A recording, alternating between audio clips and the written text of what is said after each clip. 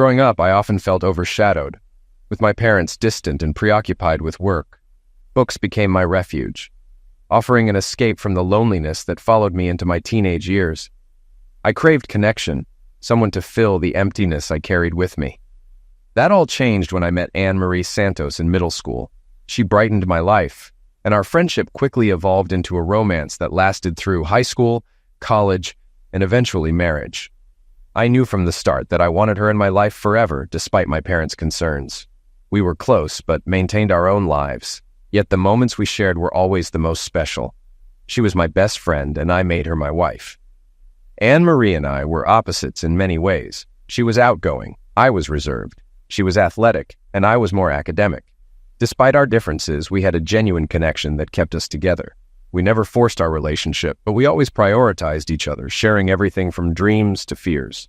I wasn't sure if I believed in soulmates, but if they existed, she was mine. When I asked her father for her hand in marriage, he questioned everything, and I had to prove my love for her. I made a choice to love her, through good times and bad. Unfortunately, the worst came only 3 years later. I still loved her and wanted her happiness, even if it meant sacrificing my own. In recent months, Anne-Marie had become distant, coming home late and no longer smiling when she saw me. The realization that the person you love no longer loves you is devastating. One evening, she quietly entered the dining room, and I noticed the change in her demeanor. "Hi, Annie." "Hey, Gavin. Are you okay?" "Not really. Please sit so I can explain." I had rehearsed this moment, knowing I had to make the hardest decision of my life, letting you go. "Annie, I love you and always will. I don't want to argue or accuse. I just want us to decide together what's best, okay?" "Of course, Gavin. What's going on?" Her anxious eyes gave her away. "Annie, I've always wanted your happiness, but I know you're not happy with me." She teared up, and oddly, it was a comfort to see she was upset. "I don't want to dig into details. It'll just hurt more. But if we can agree you're unhappy, it'd mean a lot," she whispered. "Yes, Gavin, I know. Thank you. Your honesty reassures me I'm making the right choice. I want a divorce." Miguel Santos was a man I respected deeply. He and his wife, Maria, raised 8 kids in a small house in a tough neighborhood. He was strong and tough, but it was his loyalty to his family that impressed me most. I owed him an explanation, so I sat with him on his porch over a few beers and finally told him, "Mio, why are you here?" "It's harder than I thought. Sir, I've loved no one but your daughter since I first met her. I promised you I'd always put her first, and that's what I'm doing now, even though I'm leaving Anne-Marie." As expected, he was angry, mixing English and Spanish in his demand for an explanation I couldn't fully give. "Sir, I love your daughter, but some things have to stay between us. It hurts to admit our marriage has failed, but I believe it's for the best. I wanted you to hear it from me." Eventually, he calmed down enough to let me share some details. Though upset and embarrassed, he allowed me to leave without further confrontation. Anne-Marie didn't cry or argue, and while I was relieved, a small part of me wished she'd begged me to stay. But she didn't, and that confirmed my decision. Her only reaction was when I mentioned talking to her father. "I spoke to your dad today and explained what I'm about to tell you. I hope we can part ways quickly. I don't want financial ruin on top of everything else. I've prepared the paperwork for dividing our assets, especially the house. Please review them and let me know by next week." "Okay, Gavin, I'll review them." I can already hear the criticism. Why not go after her and her lover? First, I don't have those skills. The last fight I got into was in high school when someone made Anne-Marie cry. I almost got expelled for it, but Miguel Santos helped keep things quiet. The second reason was my own mental health. I was a wreck, losing sleep, and almost got fired. I had no one to turn to. My mom died of chest cancer in college, and my dad, who became a hard drinker, moved to Florida and cut off contact. I needed a fresh start, and to do that, Anne-Marie had to agree to the divorce. I was only 25 and needed to rebuild my life. Revenge wasn't on my mind. 2 weeks later, we sat in the attorney's office. Anne-Marie gave up the house, which we agreed to sell. We split our accounts, and she kept the new car while I kept my old truck. Everything was settled except for the 90-day waiting period. The only thing I regretted was lying to Anne-Marie. "Where are you going to live, Gavin?" "I rented a small apartment near the office. I'll stay there until I figure things out." "Good. I guess I'll see you at the house closing, right?" "Absolutely. See you soon, Annie." In reality, I wasn't staying. My truck was packed, and I left my wedding ring on the kitchen table with a note that read, "Goodbye. I will always love you. Be happy." Before leaving town, I said goodbye to Miguel Santos. "Mijo, you and Anne-Marie belong together. Can't there be forgiveness? Remember your vows?" "Yes, it's too fast." "Sir, I've forgiven her in my heart. I love your daughter, but I need peace." Maria Santos hugged me at the door. As she let me go, she softly said, "God bless you, mijo. I will miss you." I left quickly before I broke down. When your spouse is unhappy, it's helpful to know why, but I had no clue.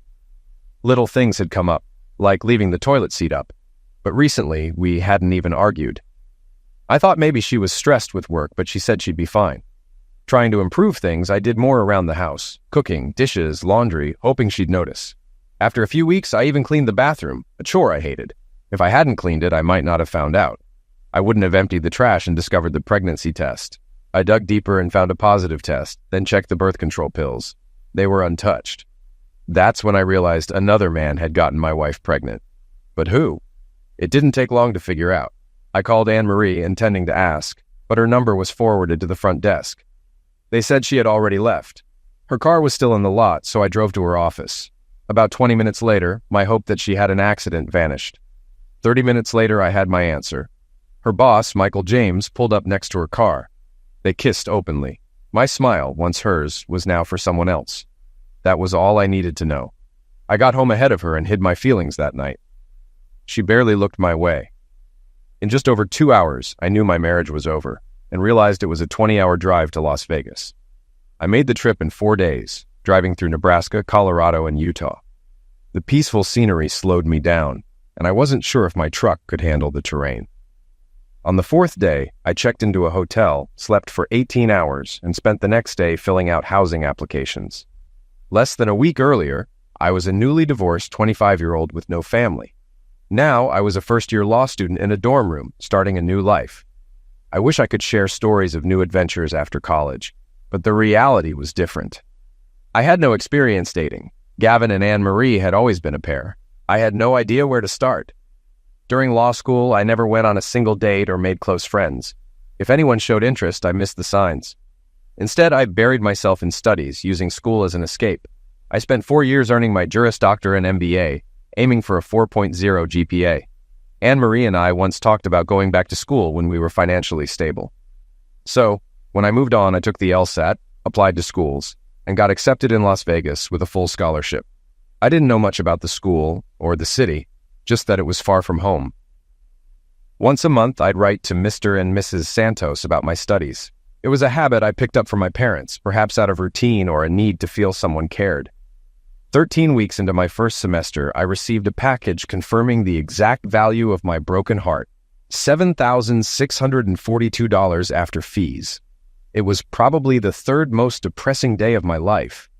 Occasionally, I'd get an email from Miguel or Maria Santos. I never told them where I really was, and they never asked. They'd share updates about their other children, but never about Anne-Marie, letting me imagine I still had a family that cared. For the first 6 or 7 months, I kept in touch. They never explicitly mentioned forgiveness or reconciliation, but hinted at it until, suddenly, the hints stopped. I never doubted Anne-Marie would keep her baby. But I wondered if she'd tell her parents the truth before it became obvious. I also wondered if Michael James would leave his wife and 3 kids to do right by Anne-Marie. I didn't have the courage to ask. But I knew a child born to a black man wouldn't look like me. I felt like a coward when I sent flowers, balloons, and a gift basket to the James home, congratulating them on the baby. I sent a duplicate to Anne-Marie's office, addressed to the company president. I promised myself I wouldn't stoop to hurting anyone, even Michael James, but the pain was too much. I didn't spread rumors, just offered my congratulations. I was genuinely happy for Anne-Marie, knowing she was working toward her dream of a big family. But I couldn't ignore that her happiness came at the cost of my pain. Without knowing what happened after my gifts, I imagined a disastrous outcome for Michael James, however unlikely. This small, cowardly act allowed me to close that chapter of my life. I was still hurting, but it was over. My social life suffered for years after the divorce. My first real friend was a colleague 20 years older. I joined a small law firm specializing in real estate, where I found I had a knack for contracts, numbers, and eventually, people. Gavin, people need to trust you to solve their problems. They hand you the keys to their dreams, and you have to deliver. You've got a gift, and I'll help you use it. David Rothschild, the senior partner, became more than just my boss. He was my mentor and life coach. A legend in real estate law, he was known for negotiating multi-million-dollar deals. He made me his next project, and just 90 days into my career, he gave me my first evaluation. Gavin, you're dedicated and meticulous. You do excellent work. Thank you, Mr. Rothschild. But as a person, you're completely out of touch. Are you 30 or 90? Let's go for a walk. That's how our weekly Gavin project meetings began. Rothschild was brilliant. He'd ask questions, let me talk, and share stories. I opened up about everything: my life, parents, law school, and Anne-Marie. We have a lot to work on, but also a lot to work with. Now, let's get back to the office. At first, I didn't understand his motives, but after 3 years, the results were clear. His subtle guidance helped me grow. I started going to the gym, learning to cook, making better investments, and buying real estate. Without his help, I might have had a nice middle-class life. With it, I became a confident, successful business person. Rothschild never wanted credit, saying, "Watching you succeed is thanks enough." I worked with Rothschild for almost 5 years. After helping me succeed in business, he turned his focus to my personal life. One day, he casually asked, "Gavin, what are you getting your parents for their anniversary?" I was confused since both my parents had passed away, and he knew that. "Come on, Gavin. Next month, Miguel and Maria Santos will be married for 50 years. Only a jackass wouldn't mark an event like that." He was right. The Santos were like parents to me. I kept in touch with them, sending messages and gifts. For their 50th anniversary, I gave them the best: first-class airfare, a 5-star hotel stay, a limo, fine dining, and VIP show tickets in Las Vegas. I sent it with a note: "Happy anniversary. Use these as you wish. Love, Gavin." I didn't expect anything in return, so I was surprised when I received a call at noon the next day. "Gavin O'Connor," I answered. "Oh, mijo, what a wonderful surprise." "But this is too much," Mrs. Santos exclaimed. "Mrs. Santos, it's lovely to hear from you, but you and your husband deserve this, and I'm honored to give it to you," I replied warmly. "Oh, Gavin, you've always been such a wonderful boy. Un momento. Miguel wants to talk," she said, handing the phone to her husband. "Gavin," Mr. Santos began. "Yes, sir," I responded, knowing what was coming. "Gavin, this is too much. I can't let you go to such lengths. I can't imagine the cost. It's too much," he continued, his words rushing out. "Senor Santos, Miguel, Papa," I interrupted gently. "Yes, Gavin," he replied, finally pausing. "This gift doesn't even begin to repay the kindness you've shown me over the years. It brings me joy to give it to you. Please accept it in the spirit it was intended," I said sincerely. After a brief silence, he responded, "Si, mijo, we accept." "Wonderful. Happy anniversary," I said, feeling relieved. The conversation shifted to the trip details, and I explained all the highlights I thought they'd enjoy. After exchanging many words of gratitude and love, we ended the call, and for the first time in nearly a decade, I felt a sense of peace. As I reflected on that, I noticed Rothschild standing in my doorway with a big grin on his face. "Damn ungrateful kids," he teased. "Shut up, old man," I shot back with a smile. The Santos vacation didn't unfold as I had expected. I assumed they'd use the gift for sightseeing, fine dining, and relaxation. They did, but they insisted I join them every step of the way. It was clear they hadn't even been in their room for 5 minutes before my phone rang. "Gavin O'Connor," I answered again. "Mijo, when are you coming to see us?" Mrs. Santos asked eagerly. "Hello, Mrs. Santos. How was the flight?" I inquired, trying to buy a moment to think. Good. Miguel says we need to rest for a bit, but then we're ready to go." "When will you be here?" she pressed. "I can be there in about an hour," I replied, realizing I'd have to rearrange my day. "Great, mijo. See you then," she said cheerfully before hanging up. Honestly, I hadn't planned on spending much time with the Santos during their trip. They had plenty to do, and I had a pile of work on my desk. I was figuring out how to manage my schedule when Rothschild walked in with 2 paralegals. "Gavin, I've given you some time off. You need a break. Now get out of here and don't come back for a week or you're fired," Rothschild commanded, leaving no room for argument. The paralegals quickly packed up my work and cleared my desk. "Gavin, spend time with your parents. I'll handle the rest," Rothschild said, his tone softer but firm. So I did. The Santos insisted on visiting my office, though. Rothschild, who rarely joked about work, seemed ready for us when we arrived. He gave the Santos a personal tour, introducing them as my parents. In the conference room, he spent nearly an hour talking about my work, praising my accomplishments, and treating them like royalty. It was heartwarming to see the Santos beaming with pride, especially Maria, who kept patting my hand every time someone complimented me. "We're so proud of you, mijo." The rest of the week followed the same pattern. Rothschild's influence was evident everywhere we went.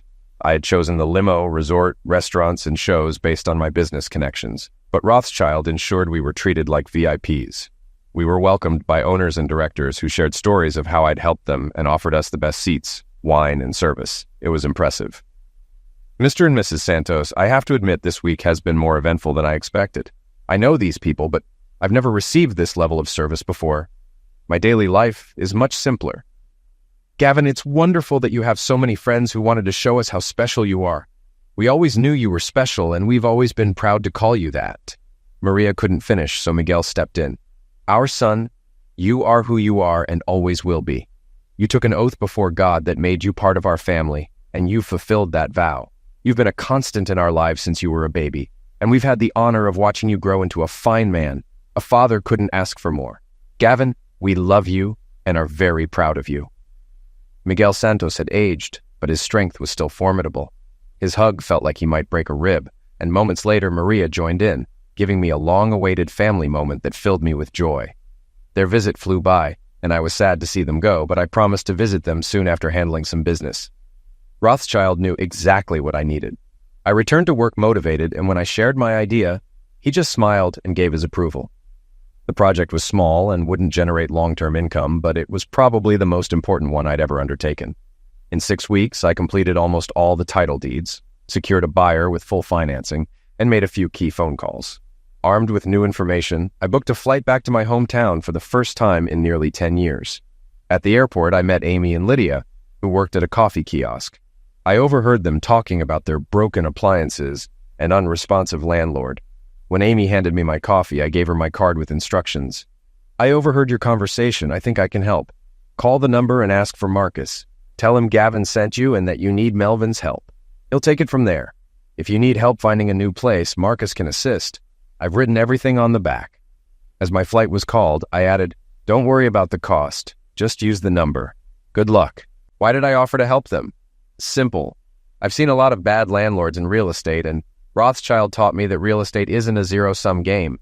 The best deals benefit everyone. A few calls, a letter, and some work from a paralegal could get these girls out of a bad situation. We did pro bono work from time to time, and this was no different. I sent Marcus a quick email so he wouldn't be caught off guard when the call came. The flight to Omaha was short. I got my rental car and luggage, then drove around the city. Not much had changed, though it no longer felt like home. I passed through the Santos' neighborhood, where most houses were in disrepair except for theirs. The area had clearly been neglected. My destination was a new condominium complex with condos above retail spaces, restaurants, a theater, and stores, including a grocery store. The design was unique to the area, and everything seemed perfect. The apartment I had was brand new, with 2 bedrooms, a spacious open living area, a den, and a large balcony overlooking a park. The master suite was spa-like, with a jetted tub and a large tiled shower. The place was beautifully furnished with top-of-the-line fixtures and appliances, a few personal touches, and it would feel like home. The Santos met me for dinner at one of the restaurants, arriving on time and dressed for a night out. We had a great dinner filled with laughter, hoping the rest of the evening would be just as enjoyable. Miguel and Maria Santos, both 67, had been married for 50 years. They were still young at heart, but showed signs of a lifetime of hard work. During our time in Las Vegas, I learned they were ready to retire, but worried about their finances and living in a neighborhood surrounded by crime and abandoned houses. My goal was to change that. As Rothschild reminded me, this is what children do for their parents. I invited the Santos back to the condo for a late-night party. When we stepped into the elevator, they looked surprised. I didn't know this was a hotel, mijo. These rooms must be expensive. Yeah, we need to talk about that. When I opened the apartment door, they were impressed with the room. I had asked their 7 children to describe the Santos dream home, and I made sure to cover all their preferences. Their attention then shifted to the champagne. Are we celebrating? Yes, I hope so. What's the occasion? I popped the cork. Your retirement and new home. I raised my glass and gestured around the room. "Oh my goodness, this is too much. We can't accept it. It's not a gift, but you'll have more than enough to buy it. Please sit down and let's discuss it." They were hesitant, but things were going well. "When we sign these documents, we'll form a partnership, the Santos Investment Group. First, we'll close on 19 properties near your house. Then we'll package those with your current home, request a zoning change, and sell them to Property Management International, which plans to build a hotel and retail space next to the new arena. We'll receive the sale proceeds within 90 days. I showed them the highlighted dollar amount on the paper. They were shocked. "This apartment is rented for the next 3 months with an option to buy. Here's the cost." I handed them another paper. "Half of the remaining profits will fund a lifetime annuity for you both, with monthly dividends." I showed them the third paper. "You'll be able to retire comfortably in your new home. I'm just offering business advice and free legal services." They wouldn't become rich, but they'd never have to work again. It was a silver parachute, and it would be enough. "Gavin, how did you manage this so quickly?" "Buying the property next to yours took some effort, but Rothschild found a buyer through his connections. A new casino is being built across the river in Iowa, so we negotiated the price based on that. The zoning change will happen with the help of our buyer's contacts on the city council. The rest is just a solid investment." Maria cried but smiled, and Miguel shook his head in disbelief. "It's a miracle, more than we could have imagined," Anne-Marie's voice echoed with genuine surprise. "No one deserves it more than you two," I replied, offering sincere congratulations. I hadn't seen or heard from Anne-Marie in 10 years. Her parents and siblings never mentioned her, and she had faded from my thoughts long ago. But when I saw her again, it was as if I had awakened from a deep sleep. I had loved her throughout my youth and early adulthood, but now I felt nothing. Our meeting was entirely coincidental. I needed to pick up a few things for an upcoming trip, and the new mall had one of my favorite stores. While browsing, I heard a familiar voice behind me. "You have great taste," Anne-Marie said, her tone a mix of surprise and nostalgia. I turned to find her looking much as I remembered, older, with a less radiant smile and a few extra pounds. She was simply a more mature version of the woman I once married. "Hi, Anne-Marie," I greeted her, not quite sure what to expect. "Why are you here?" she asked, her voice tinged with curiosity. "I'm shopping. And you?" I responded, keeping the conversation light. "Oh, I work here now," she explained. "I meant, why are you in town?" "Just finishing up some business and visiting old friends," I answered. "Was I on your list of friends to visit?" she asked, her tone half joking but with a hint of hope. "Honestly, no," I admitted. "Oh, okay. Nice to see you, Gavin," she said, a touch of disappointment in her voice. "You too, Anne-Marie," I replied, thinking that would be the end of it. Awkward, but manageable. I didn't expect to see her again, but as I was leaving, I noticed her at the cash register. After finishing her transaction, she approached me again. "Gavin, how long will you be in town?" she asked, a bit more tentatively this time. "Maybe a few days," I replied, still unsure where this was going. "Do you think we could get together and talk, at least a little?" she asked, handing me her card. "I'll think about it," I said, taking the card but not committing to anything. I walked away without another word. I had moved on and didn't have anything more to say to her. Yet, against my better judgment, 2 nights later, I found myself sitting alone in a booth at one of my favorite bars. This was a place where Anne-Marie and I used to meet friends after work on Fridays. It felt different now. When she arrived, she was dressed up, wearing a little black dress that showed off her curves, black heels, and carefully done makeup. If she'd been a stranger, I might have bought her a drink. She looked good. I didn't stand when she slid into the booth across from me. She waited a few moments before speaking. "You lied to me," she began, her voice tinged with accusation. "And you lied to me first," I retorted, both of us knowing exactly what the other meant. She looked momentarily embarrassed before continuing. "I didn't think you'd actually leave town. I hoped we'd have a chance to talk," she confessed. "What would have been the point?" I asked, genuinely puzzled. "I don't know, but I wasn't happy when you left," she admitted, her voice softening. "Well, you didn't give me a choice, so I don't feel guilty about your unhappiness," I replied, my tone blunt but honest. She seemed surprised by my frankness, but I wasn't interested in sugarcoating the past. "Gavin, I never stopped loving you, even after what I did," she said, her voice trembling slightly. I sighed, sensing that she was about to revisit old wounds. "Anne-Marie, the only good thing about our divorce was that you never lied to me, probably because I didn't give you a chance. But I won't sit here if you're going to lie now. What do you even want? Why are we sitting here? Nothing will change what happened. But you never fought for me. You just gave up without even arguing. It was so unexpected. Why did you leave without trying? I thought you loved me. We'll have to agree to disagree. From my view, you gave up on me without a word. You abandoned me without a chance to fix things. I just put it in writing. That was a mistake, Gavin. I made a huge mistake, and I'm sorry, okay? Anne-Marie's voice wavered as she spoke, her eyes pleading for forgiveness. I groaned inwardly. The years apart had given me clarity, but it seemed they had left Anne-Marie clinging to delusions. Nonsense, I shot back, refusing to let her rewrite history. Her eyes watered, but I knew everything she said was a lie. Just because things didn't turn out as you hoped doesn't mean you can rewrite history, I continued.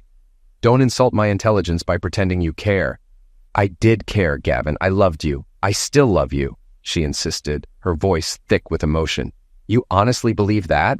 I asked, incredulous. It's true, Gavin, she affirmed, her gaze steady. Okay, let's explore that, I said, leaning forward. Was it you or Michael James who decided I should be deprived of sex with my loving wife? She looked me in the eye, a flicker of shame crossing her face, but mostly reluctance to answer. It was him, she finally admitted. So your endless love for me let you sleep with another man and follow his wishes, knowing it would hurt me, I said, my voice dripping with sarcasm. Gavin, she started, but I cut her off. How long did you wait before stopping birth control? I demanded. What? Well, she stammered. You didn't accidentally get pregnant. You wanted him to father your child. When were you planning to tell me? Or were you going to pretend it was mine? I pressed, watching her squirm. She didn't bother to answer. Why aren't you with him? Where is he? I asked, shifting the focus. He didn't want me, she confessed, her voice barely above a whisper. His wife found out, and so did his boss. His wife divorced him, and he had to resign. He left me. I had to quit my job, too. It was too embarrassing. And I'm supposed to feel bad? Why? I asked, my tone icy. I don't know, Gavin, she said, her voice breaking. I made a mistake, got involved in something bad and couldn't stop. I know I was wrong. Can't you forgive me? I love you. I died the day you left and missed you ever since. I wanted you to come back, to give me a chance to apologize, to tell you I'd never do it again. I'm all alone, Gavin. My parents barely talk to me, my siblings avoid me, and I have no friends. I'm all alone. Anne-Marie, I forgave you a long time ago, but there's no going back, I said firmly. You have your child. He can keep you warm at night. That's cruel, Gavin, she said, her voice tinged with hurt. No more cruel than the lies you're telling me, I responded, unyielding. I'm not lying, Gavin. I want another chance. It's what I've dreamed of all these years, she pleaded. It's never going to happen, I stated, leaving no room for doubt. Why, Gavin? I know you love me. You said you always would, she reminded me, desperation creeping into her voice. I've always loved you, but that's not enough, I admitted, feeling the weight of the truth. Why not? She asked, her voice trembling. 2 reasons. First, I'm not the same person who married you. I've changed, and you don't know me anymore. I certainly don't know you if I ever did, I explained. You do know me, Gavin. I'm still the same woman you loved. So what's the second reason? She asked, clinging to hope. That's the first honest thing you've said. But here's the second reason, then a question. You wanted someone else, and I let you have him without a harsh word, because I loved you. Since I left, I've gone to law school, passed the bar, started a new career, and built a new life. But I haven't been with another woman since our last time together. So tell me, how many men have you been with while you've been pining for me? Anne-Marie couldn't even look me in the eye. You see, Anne-Marie, I knew you were telling the truth. But back then, I didn't realize that the woman I loved was a lying, cheating person. How could I ever trust you again? Why would I even want to? Give me one reason why I'd let you back into my life that wouldn't just benefit you. If you can do that, maybe we have a chance. She cried quietly as I stood up to leave. That's what I thought. Goodbye, Anne-Marie. 3 months later, I saw them again, while heading back to Omaha for business. Everything was going smoothly, and Miguel and Maria were enjoying their new home. Seeing them so happy warmed my heart. The women serving customers at the coffee kiosk giggled and smiled this time. I was deep in my phone when they called my name. Mr. O'Connor? A voice called out, catching my attention. Yes, can I help you? I responded, turning to face them. At first, I didn't recognize the two women, but then it clicked. Oh, right. How did it go? I asked, recalling our previous interaction. Fine, Mr. O'Connor, the brunette replied. We wanted to thank you, but we didn't know how. It's Gavin, and no thanks are necessary. I'm just glad it worked out, I said with a reassuring smile. The brunette, a pretty woman named Amy with curly hair and a friendly smile, spoke while her cousin, Lydia, a shy blonde, stood quietly beside her. As my flight was announced, I began to gather my things, preparing to board. Nice to see you both again, I said, ready to leave. Just as I was about to step away, Amy ran up and handed me a napkin with a phone number scribbled on it. We'd like to thank you properly. Will you call when you get back? She asked, her tone hopeful. Caught off guard, I simply nodded.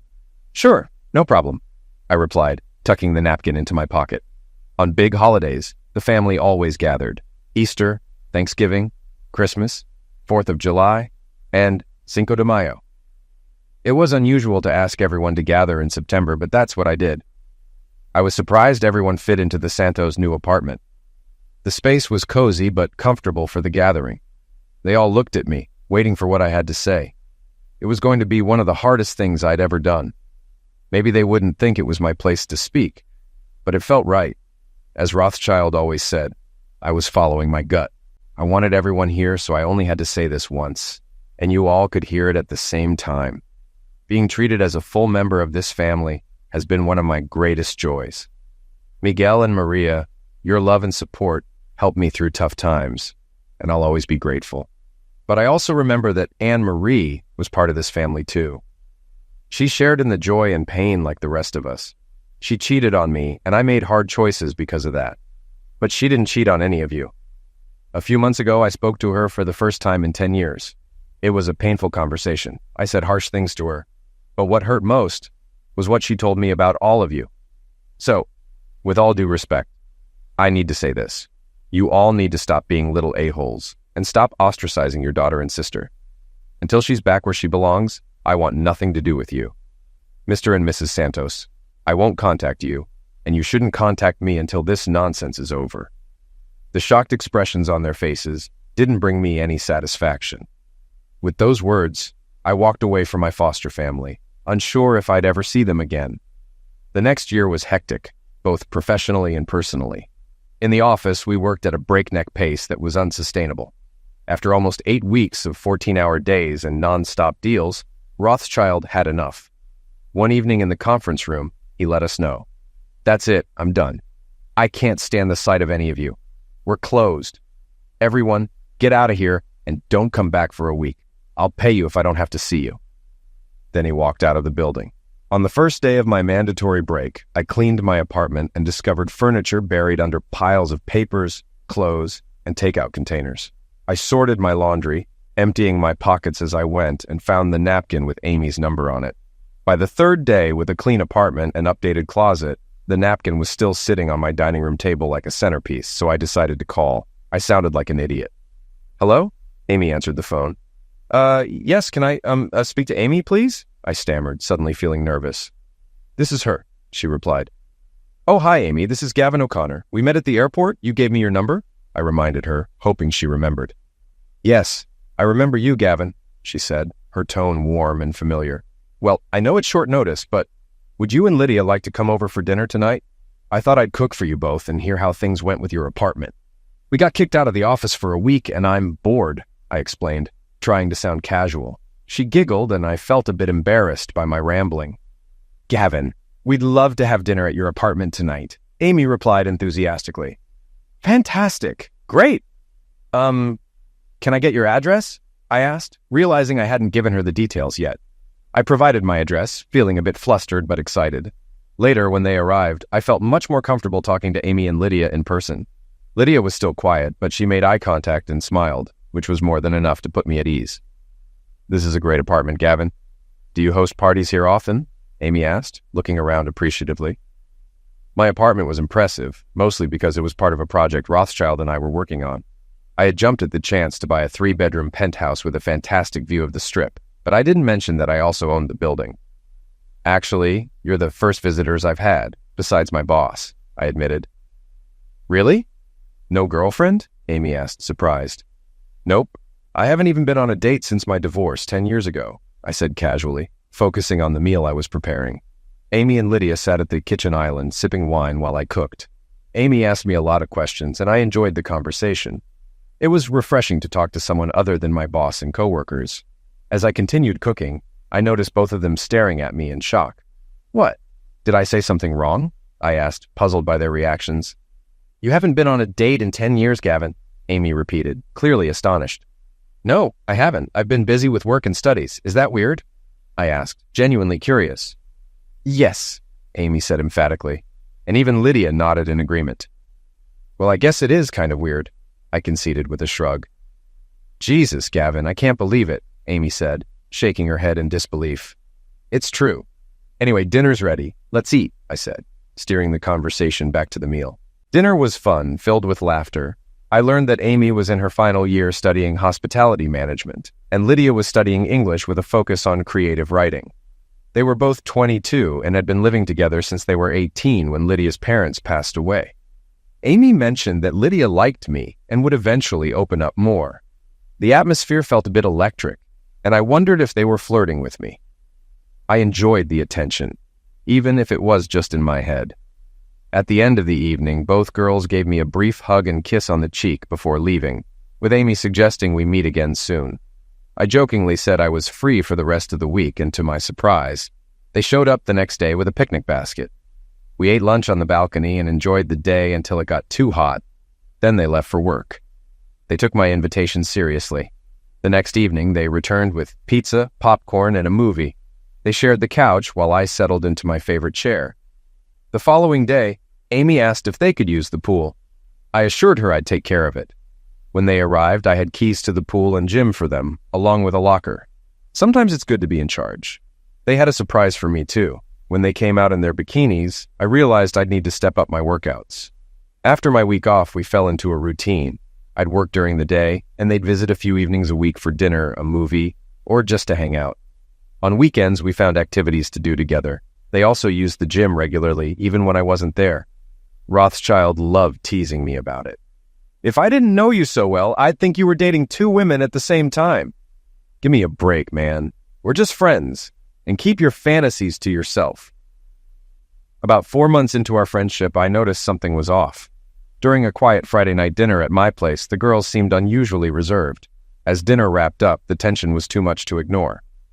Girls, is something wrong? No, not really. Lydia hesitated, then spoke. Amy wants to ask you something, but we're not sure how to phrase it. Amy, you can ask me anything. I have no filter with you two. Just ask, and I promise not to be offended by my answer. Amy took a deep breath. Why haven't you ever made a move on us? Don't you find us attractive? I was caught off guard and took a moment to collect myself. You're both stunningly beautiful, but I haven't made a move for 2 reasons. First, I don't want to ruin our friendship or make you think I'm some old guy hanging around for kicks. Second, I'm not even sure I know how to make a move. I've never had the chance. Amy and Lydia exchanged a glance. Then Amy continued. Gavin, we really enjoy spending time with you, and we both like you a lot. I like spending time with you too. But Lydia and I are looking for someone special, and we want you to understand what that means. Ladies, you're both extremely attractive, and I'm sure you'll each find someone special without any problem. Lydia seemed like she wanted to say something, but Amy pressed on. Gavin, we don't want to find 2 separate special people. We want one. And we think that person might be, well, you. I was stunned. Before I could respond, Amy added, we want you to understand what we're asking. Lydia wants you to read some of her work tonight. We think it'll help you understand what we're looking for. Then we can talk tomorrow about what this means for all of us. Can you do that? I think I can. You just want me to read her stories? Yes, Gavin. And then we'll talk. I realize this might give you the wrong impression of me. I have strong beliefs about right and wrong, and I treat the people I care about with kindness and respect. I believe in live and let live, as long as no one is getting hurt. However, I can also be tough when necessary, especially in business. Rothschild called it my Jekyll and Hyde quality, giving people a head start but not hesitating to retaliate if crossed. I wasn't like this before Anne-Marie broke my heart. Her betrayal made me fiercely loyal to those I trust and ruthless to those who betray me. For a long time after the divorce, I had little interest in romance. The pain of the divorce consumed me, and anything that reminded me of Anne-Marie was unbearable. I coped by focusing on my studies and work. It took years for the pain to fade.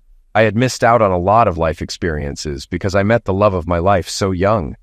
I had never asked a girl out, never had a one-night stand, and didn't know how to attract someone. Fear of rejection held me back. I was confident in many things, but thanks to Anne-Marie, I felt insecure about relationships. 10 years passed, and I began to think I'd never get the chance to try something new. With that mindset, I read Lydia's stories. They were beautifully written, full of vivid imagery and well-drawn characters. I learned a lot about Lydia from her writing. The next day, the girls arrived around noon. I was worried I might ruin our friendship. After getting drinks and snacks, we settled in the living room. Amy got straight to the point. Lydia and I aren't involved with each other sexually. Okay, that's important to know, but honestly, I hadn't thought about it. Lydia smiled as Amy continued. We've always looked out for each other. We're not just cousins, we're best friends. When we started getting interested in boys, we'd talk about what we liked and what we wanted. I've always been drawn to sweet, caring guys, while Lydia has been attracted to more assertive alpha types. The guys she dated were great in bed, but often treated her poorly on dates. Even though I understood her attraction, I didn't want her to get hurt. They sat together, holding hands. Then our worst fears came true. One of Lydia's boyfriends became too aggressive, and a few weeks later she found out she was pregnant. The pregnancy didn't go well, and they had to terminate it for her health. Complications arose, and Lydia can't have children. Tears filled their eyes. We had always dreamed of our children playing together. We were only 19, and that dream ended before it could start.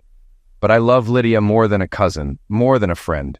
We decided our dream didn't have to end. We would share my children and raise them together as co-mothers. They looked at me, gauging my reaction. I was moved by Amy's selflessness. It was one of the saddest, kindest, and most beautiful stories I'd ever heard. They smiled softly. But then we had another problem, finding the right person. The guys I liked were too weak for Lydia, and the ones she liked were too arrogant for me. We needed someone special, kind, yet confident. And then we met you, Lydia whispered, speaking to me for the first time. My heart raced. Amy continued. You helped us without asking for anything in return. It was one of the nicest things anyone had done for us. As we got to know you, we realized you might be the one we were looking for. We decided to be honest with you, even if it meant risking our friendship. I was stunned, realizing I'd been offered a life with both of them. This is a lot to take in. I need some time to think. Can we take a break and talk more over the weekend? Of course, Gavin, we understand, Amy replied, and they left quickly. I already knew my answer, but wanted to give them a thoughtful response. They had shared something deeply personal, and I wanted to respond in kind. Later that afternoon, I ran some errands, then returned to my apartment and sent a text to Lydia before calling Amy. Hello? Amy answered. Hi, Amy, it's Gavin. I was wondering if you'd like to have dinner with me tonight, I asked, trying to keep my tone casual. In the background, I could hear Lydia's phone ringing, followed by her surprised sigh. Gavin, I'd love to have dinner tonight, Amy replied warmly. Great, I'll pick you up at 7 o'clock, I said, feeling a sense of anticipation. After I hung up, I waited for Lydia's response. The message I had sent her was riskier. Be at my place at 6:15. Don't be late. You'll be staying the night. Her reply came quickly and simply. Perfect. When I arrived to pick up Amy, I was momentarily speechless. She looked stunning in a little black dress. I handed her a bouquet of white lilies. Wow, you look amazing, I said, genuinely impressed. Thank you, Gavin, for the flowers and the compliment, she responded with a smile. Our evening was romantic. We shared wine and sushi at one of her favorite restaurants, then went to a nightclub for drinks. We talked about our dreams, future plans, kids, and family. By the end of the night, we had bonded deeply. As we walked through a park holding hands, I couldn't shake a lingering worry. What's bothering you, Gavin? Amy asked, sensing my unease. Why me, Amy? I'm over 10 years older than you, divorced, and every eye was on you tonight. You could have anyone, I confessed, my insecurity slipping out. Gavin, you'll figure it out soon. But for tonight, can you accept that you're the one? There's no one else for me, she reassured me. Yes, I can live with that. Thank you for a wonderful evening, Amy, I said, feeling more at ease. No, Gavin, thank you, she replied, squeezing my hand. On Easter Sunday, I found myself in my old church, feeling out of place. I had converted to Catholicism to marry Anne-Marie and was a faithful parishioner during our marriage, but it felt strange to be there again. I'd been sitting alone for about 15 minutes when someone sat down next to me. "This seems like a good place for confession. Forgive me, Gavin, for I have sinned," Anne-Marie said, breaking the silence. "Anne-Marie, I forgave you a long time ago," I replied, turning to face her. "I know, Gavin, but you forgave me when I didn't deserve it, when I wasn't even sorry. Now I understand the pain I caused you. I wish I could take it all back. I always thought you deserved someone better. I'm so sorry I couldn't be the woman you deserved. Thank you for giving me my family back. My dad told me it was because of you." "Thank you, Anne-Marie. I appreciate your apology. You're always welcome." Mass went well, and Easter brunch was enjoyable. But as the day went on, I realized there was no longer a place for me in the Santos family. It was time to move on. When it was time to leave, there were tearful goodbyes. Maria Santos hugged me at the door, understanding more than she said. She placed her hand on my cheek, closed her eyes for a moment, and then whispered, "God bless you, Micho. I will miss you." My personal life was far from normal. For months, Amy, Lydia, and I had settled into an unusual pattern, spending most of our time together as a close-knit trio. If they had lived with me full-time, we might have spent only a few hours more together each week. I was very happy dating Amy, though our relationship hadn't progressed beyond kissing. She believed we'd both know when the time was right, and I agreed. The oddest part was that she had no problem making me tense and then sending me to Lydia for relief. Lydia, for her part, blossomed under this arrangement. Amy told me that Lydia had thought I was perfect from the start. Lydia needed guidance, which made her feel safe and cared for, and I gradually took over that role from Amy. The turning point was the flowers. I hadn't thought much about giving them flowers, but it felt right. I gave Amy flowers on our first date and at random moments because it was romantic. Lydia's flowers were a thank you, delivered separately due to circumstances. My first date with Amy was wonderful, but as I returned to Lydia, I worried I wouldn't meet her needs. I needn't have worried. Over the next few months, I thought a lot about how to win Lydia over, but that first night, instinct took over. When Lydia walked in with the biggest smile, holding her flowers, I knew I'd done the right thing. As I left Omaha for the last time, I felt a deep satisfaction. I had survived Anne-Marie's betrayal, started a new life, and built a career. But something was still missing: real happiness. On the way home, I made a stop, bought 2 things, and quickly returned. When I got home, Amy and Lydia were happy to see me, and we had a light, fun dinner together. I hoped to make our lives even better. After dinner, as they cleaned up in the kitchen, I watched them working together, enjoying the task simply because they were together. "I know why we haven't had sex," I said. Lydia turned to look at me, while Amy kept her eyes on the sink. "When we make love for the first time, it will be to create life, to share a piece of ourselves for a common purpose. That's why we'll be together. But there's an even more important reason. You'll be giving Lydia and me something we can't get on our own. A child." Lydia smiled through her tears. "I think you've been waiting for me to realize this, and you've waited long enough." I knelt down and pulled out a box. Lydia began to jump with excitement as I opened it. Amy slowly turned, tears in her eyes. "Amy, will you marry me?" "Yes, Gavin, I will. I'll love you forever and give you everything I have." Amy and Lydia hugged first, showing how close they were and how much we all needed each other. I slipped the ring onto Amy's finger, and Lydia admired it.